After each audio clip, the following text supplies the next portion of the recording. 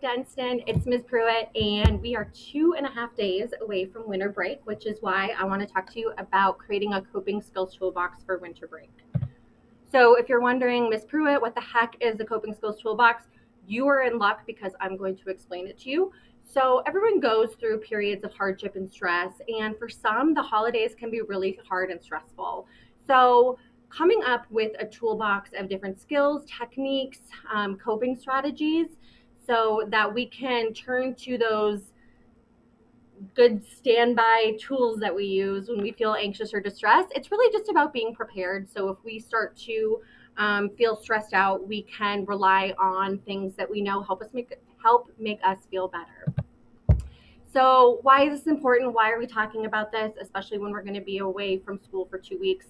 Well, winter break can be hard for some. A lot of students really thrive on the structure of school, and a lot of students' trusted adults are here at school. And so when we're away from people who really help us and kind of just having the structure and routine of going to school every day and having things to do, being away from that for a long period of time can be tough, not just for students, but for adults as well. So that's why we want to plan and be prepared if we find that we are struggling during winter break and don't have access to the adults at school who usually help us when we have hard times.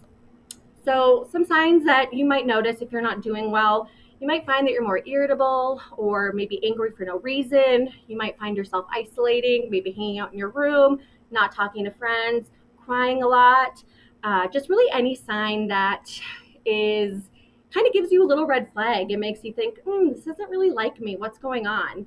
So just be mindful of those. And if you notice those and are wondering what you can do to help yourself and how can you cope with these feelings, I've got you.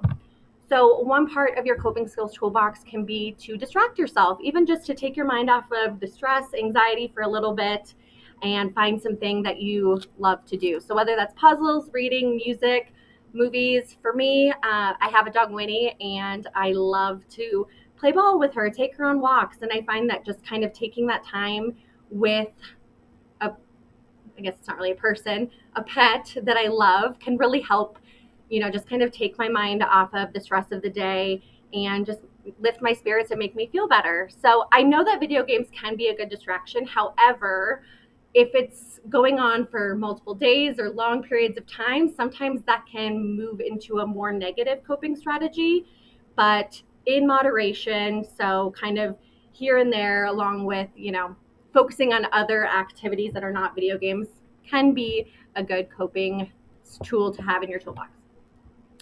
So doing the opposite action of what you might be feeling that is more positive, sometimes when we're in a negative mindset, it makes it difficult for us to want to do positive things. And, sometimes that just results in us sleeping a lot or not doing things to take care of ourselves.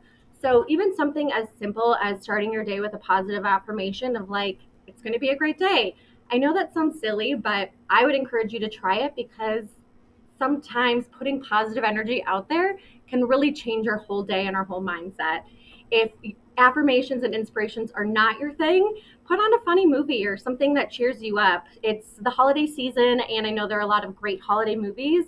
I, for one, love Elf, and so that's just kind of a movie to put on if I maybe, feeling stressed out, anxious, and it just kind of lifts my spirits and puts a positive mood, gives me a positive mood. Being aware of our emotions is really helpful. So just finding tools to identify and express our feelings, whether that's, listing our emotions, writing down how we're feeling, and what's going on during those times, so we can kind of track certain days or times we might feel more sad and kind of anticipate for that. Journaling, drawing, whatever you find that works for you to identify and express your feelings, do it. It's a great way to cope and deal with stress. Mindfulness is another big one. I know for myself, sometimes I'm 10 steps ahead worrying about things that haven't happened, or 10 steps behind and worrying about things that have already happened and are over with. So really focusing on centering yourself in the present moment can be really helpful. So whether that's meditation, Headspace and Calm app are two really good resources that are free and really just kind of, if you press play, it goes through the whole meditation for you and you just have to participate and do it. relaxation techniques, deep breathing, body scans. Again, if you YouTube 10-minute body scan, you'll have a ton of resources. There are, deep breathing exercises that range from 2 minutes to, 20. So just find what works for you and try it out. See if it helps. Yoga, breathing exercises, again, whatever helps you focus on the present moment can, again, really help when we're dealing with some stress, anxiety, tough times. So I do want to point out that there are, some feelings that we have or some stressors or when our anxiety kind of gets too much and we maybe need to go to someone for support. So I want you to think about people outside of school who you can go to if you're struggling, whether that's family members, friends, a coach, a therapist. Just know that there are adults outside of school who can help you if you are struggling. And I just want you to kind of add those people to your toolbox as go-tos if you are having a hard time and those people are really helpful when you're struggling, to just reach out to them. I also do want to remind everybody that 988 is available 24 hours a day, 7 days a week. It's the Suicide and Crisis Lifeline. If you are struggling over winter break, please know this is a resource for you, and I would encourage you to use it.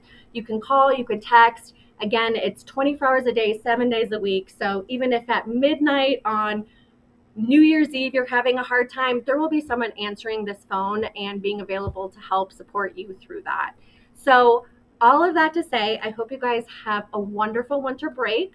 Use your skills and strategies in your coping skills toolbox. Again, it doesn't have to look like anything crazy. You don't have to actually build a toolbox or, it's just kind of keeping these things in the back of your mind to access when you're having a hard time. So again, have a great winter break. We will be here in 2025 welcoming you back with open arms, and have a good winter break for the third time.